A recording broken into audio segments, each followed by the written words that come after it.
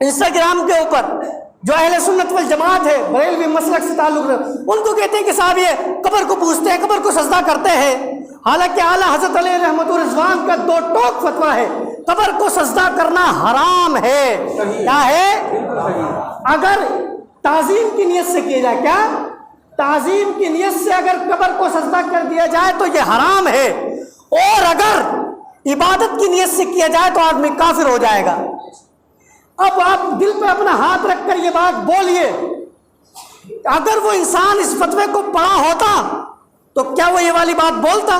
نہیں، اس نے پڑھا بھی ہوتا ہے، لیکن ایک مسلک اعلیٰ حضرت اہل سنت والجماعت کو بدنام کرنے کے لیے اس نے یہ والی بات چل دی۔ اب جو بھولے بھالے سننے ہوتے ہیں، ہاں بات صحیح کہہ رہے، آتے ہیں نہیں، پوچھتے ہیں نہیں، مسئلے کی معلومات کرتے نہیں ہے، اپنے آپ ہی محقق بن جاتے ہیں، اور اس کا صلہ کیا ہوتا ہے کہ وہ خود بھی بدعقیدے ہو جاتے ہیں، وہ خود بھی گمراہ ہو جاتے ہیں۔ بولے ہاں یار صحیح کہہ رہے ہیں وہ امام صاحب، ایسا ہی ہوتا ہے۔ اب ایک مثال مجھے بتاؤ، اسلام میں شراب حرام ہے جائز ہے؟ حرام حرام حرام حرام ہے نا؟ حرام۔ اگر کوئی مسلمان شراب پیے اور کوئی غیر مسلم یہ کہہ دے کہ صاحب آپ تو کہتے تو مسلمان تو شراب پیتے ہیں، ہم اسلام لے کے نہیں آئیں گے، کوئی غیر مسلم یہ کہے آپ سے کہ میں کلمہ نہیں پڑھوں گا، مسلمان شراب پیتے ہیں، تو آپ اس کو کیا جواب دیں گے؟ کیا جواب دیں گے؟ آپ یہ کہیں گے کہ صاحب ہمارے قرآن و حدیث کے اندر شراب حرام ہے۔ کیا؟ ہمارے قرآن و حدیث کے اندر شراب حرام ہے، جو لوگ پی رہے ہیں ان کا یہ اپنا فالٹ ہے، صحیح، ان کی یہ اپنی غلطی ہے، ان کا یہ اپنا عمل ہے، ان کا یہ اپنا کام ہے، اسلام کا کوئی تعلق نہیں ہے۔ اسی طریقے سے جو لوگ قبروں پر سجدہ کر رہے ہیں یا جو اہل سنت والجماعت کا نام لے کر ناجائز و حرام کام کر رہے ہیں، یہ ان کا اپنا عمل ہے، اس کا اہل سنت والجماعت سے کوئی تعلق نہیں ہے، اس کا اہل سنت والجماعت سے کوئی تعلق نہیں ہے۔ اس لیے لوگوں بد عقیدوں کی بات میں آ کر اپنے عقیدوں کے ساتھ کھلواڑ نہ کرے، اپنے عقیدوں کو درست کرے، اپنے عقیدوں کے ساتھ کھلواڑ نہ کرے۔ علماء اہل سنت سے جڑے جو بھی آپ کے مسائل ہیں، جو بھی آپ کے مسائل ہیں، آپ ہمارے پاس آئیے، ہمیں سمجھ میں نہیں آئے گا ہم اپنے بڑوں کے پاس لے کے جائیں گے، لیکن انشاءاللہ عز و جل ہم اس مسلک کے ماننے والے ہیں، اس جماعت کے ماننے والے ہیں کہ ہمارے بڑوں نے ہمیں یتیم نہیں چھوڑا ہے۔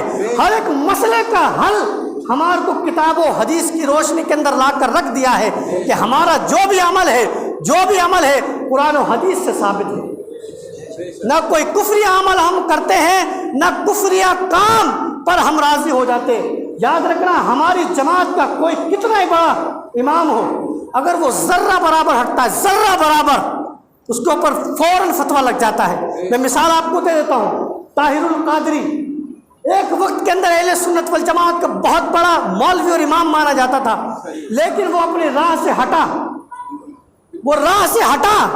اس نے غیروں کی مجلسیں اختیار کی، وہ یہود و نصارہ کے فنکشنوں کے اندر جانے لگا۔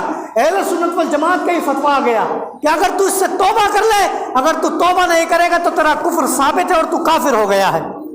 ہمارے یہاں منہ دیکھ کر فتوے نہیں چلتے ہیں، شریعت پر چلتے ہیں۔ شریعت کے اوپر اگر ذرہ برابر بھی اس نے دھوکہ دڑی کی، اس کے اوپر فوراً فتویٰ لگ جاتا ہے، فوراً فتویٰ لگ جاتا ہے۔ تو بہرحال میرا آپ سے یہی اعلان ہے کہ روزے رمضان نماز سب کرے، لیکن عقیدہ صحیح کر کرے، بد عقیدوں کے ساتھ رہ کر اپنے عقیدے خراب کر نہ کرے۔ اگر یہ کریں گے تو آپ کی نماز روزہ قبول نہیں ہوگا۔ آپ کہہ سکتے ہیں کہ ایسا کیسا ہوگا؟ حضور علیہ الصلوۃ والسلام نے خوارج کی نشانیاں بتائی ہے بخاری شریف کے اندر۔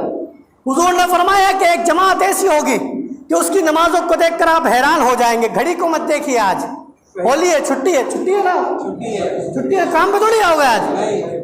کار چوک والوں کو بٹھا رکھا ہوگا، یہ الگ بات ہے، ان کے مالکوں نے بیچارہ، اللہ ان کو ہدایت دے، تو گھڑی کو مت دیکھیے۔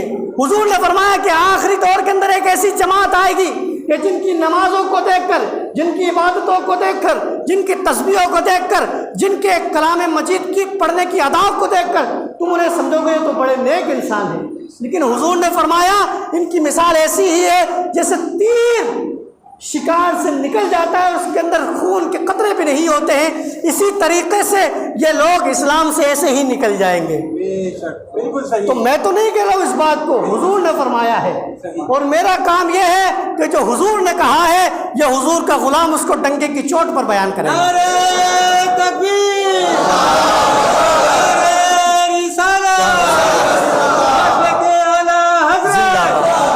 तो बहरहाल हम डंके की चोट पर बात कहते हैं अल्हम्दुलिल्लाह, और कहते रहेंगे।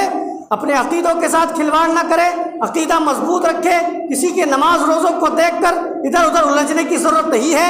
इंटरनेट पर आप जुड़ रहे हैं तो ऐसे लोगों से जुड़े जो सुन्नी हो, सहीउल अकीदा हो।